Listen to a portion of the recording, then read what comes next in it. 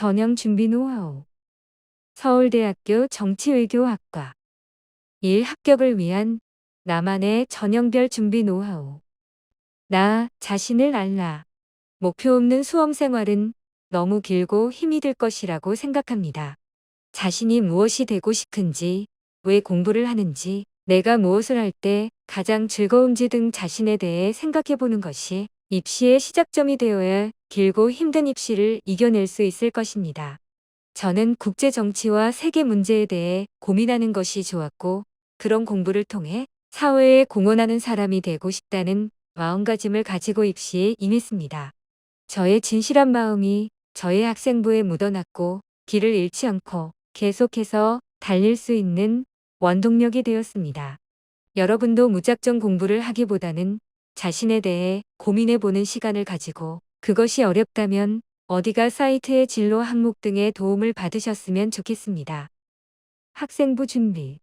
학생부 내에도 굉장히 항목이 많기 때문에 어떤 항목이 있고 어떻게 준비할 것인가에 대한 계획을 세워야 합니다. 저의 경우는 대학 어디가의 학생부 종합 전형 설명서라든가 주기적으로 발행하는 매거진을 통해서 생활기록부의 흐름을 파악했고, 어떤 식으로 활용해야 나에게 유리한 도구가 되는지 알게 되었습니다. 여러분도 대학 어디가와 같이 체계적으로 입시 준비를 돕는 사이트의 정보를 적극 활용하셨으면 좋겠습니다. 생활기록부의 흐름을 파악한 후에는 모든 항목에서 저의 꿈과 학과에 대한 열정을 드러내기 위한 활동들을 기재하려고 노력했습니다. 꿈이 명확하지 않다고 해서 걱정할 필요는 없습니다. 이런 경우에는 자신의 꿈을 찾아가는 과정을 솔직하게 생활기록부에 담아내는 것도 매력적인 요인이 될 수 있다고 생각합니다. 내신 성적 관리 팁.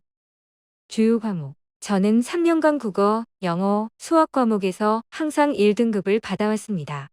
이런 좋은 결과를 얻을 수 있던 이유는 내신이라는 시험에 대한 이해, 학교 선생님들의 유형 파악, 집념에 있었다고 생각합니다. 우선 내신이라는 시험은 수업 시간의 내용을 완벽히 이해하고 그것을 체화시키면 문제가 풀리는 시험입니다. 저는 수업 시간 필기에 가장 많은 신경을 썼습니다. 선생님이 말씀하시는 모든 내용을 받아 적고 수업 시간에는 이해보다 필기에 주목적을 두었습니다.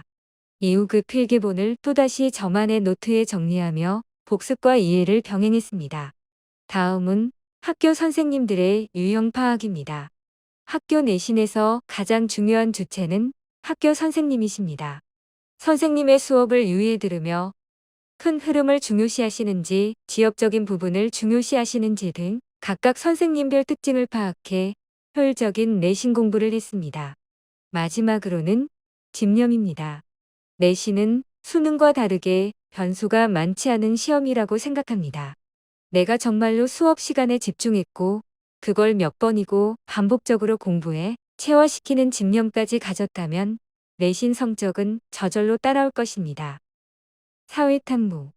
사회탐구 과목의 경우 학교 선생님들의 수업과 인강을 병행하였습니다. 사회탐구의 경우는 개념에 대한 확실한 이해가 필요하다고 생각해서 인강을 통해 개념을 다졌습니다. 사회탐구 내신의 경우 수업 시간 필기본과 인강 필기본을 합쳐 새로운 노트에 옮겼습니다. 그 후 시험 일주 전까지 그 내용을 반복적으로 암기하고 체화시켰습니다. 그리고 일주일 전 문제를 난이도 별로 풀며 개념을 적용했습니다. 3. 수시 준비 성공 사례. 대입을 준비하면서 운이 좋게도 많은 전형에 합격할 수 있었습니다. 아래의 합격 경험은 중점적으로 준비하면서 느낀 것을 전달하기 위하여 작성해 보았습니다. 서울대학교 일반 전형. 서울대학교 수시에는 크게 지역 균형 전형과 일반 전형이 있습니다. 우리 학교의 특성상 자사고도 아니고 유명한 일반고도 아니기에 지역 균형 전형으로 지원하는 것이 일반적이었지만, 저는 수능 최저학력 준비를 늦게 준비한 터라 지역 균형 전형에 최저학력을 맞추기에는 무리가 있다고 생각했습니다.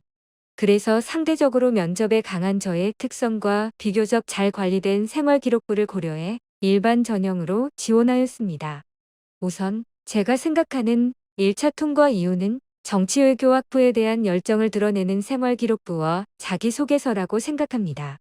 저의 생기부는 어떤 활동을 학원 정치외교학도로서 사회에 대한 공헌을 생각하는 저의 모습을 드러내기 위한 수단이었습니다. 또한 자기소개서는 지금까지의 경험을 바탕으로 어떠한 공부를 할 것인지, 어떤 사람이 되고 싶은지에 대한 저의 진솔한 이야기를 담았습니다. 다음 최종 합격의 이유는 면접 준비 과정에 있었다고 생각합니다. 면접 준비를 하면서 자신이 만든 질문에 답을 달고 그걸 외우는 친구들이 있습니다. 물론 개인별 차이가 있겠지만 저 같은 경우에는 답을 외우면 긴장감 때문에 통째로 날리는 버릇이 있었습니다. 그래서 정형적인 답안을 만들지 않고 같은 질문에도 매번 새롭고 다양한 소재를 추가해 답변하는 연습을 했습니다. 또한 한 분의 선생님과 친구가 아닌 여러 사람에게 면접 질문을 던져달라고 부탁했습니다. 이렇게 연습한 결과 아무리 새로운 사람이 새로운 질문을 하더라도 침착한 태도로 답변을 할 수 있었습니다. 물론 면접이라는 상황이 주는 압박감이 없을 수는 없습니다. 하지만 교수님이 나를 시험하는 자리라고 생각하지 않고 내가 나의 재능을 교수님께 뽐내고 교수님과의 티키타카를 해야 하는 자리라고 생각하니 마음이 한결 편해지고 하고 싶은 말들도 할 수 있었습니다. 한양대학교 교과 전형. 한양대학교 교과 전형은 최저학력 기준 없이 오로지 교과 성적만 보는 전형입니다. 저는 한양대학교식 내신 1.04로 두 번째 추가 합격으로 합격하였습니다. 그만큼 이 전형은 1점 극초반대 학생들이 안정권으로 지원하는 전형이기 때문에 교과 성적이 아주 높으면서 다른 최저학력이 걸린 학교가 불안한 친구들이 사용했으면 하는 카드입니다. 이화여자대학교 고교 추천 전형. 이 전형은 교과 전형임에도 불구하고 교과 플러스 면접의 성적을 가지고 있는 전형입니다. 우선 1차는 교과 성적과 생활기록부를 중점적으로 파악합니다. 다양한 합격 수기를 살펴본 결과 교과 성적이 높을수록 1차 합격에 유리한 경향이 있는 것 같습니다. 면접은 총 10분 정도 생활기록부 확인 면접을 진행하십니다. 제 경우에는 주로 학과와 연관된 활동, 추후 장래의 계획들을 중점적으로 물어보셨습니다.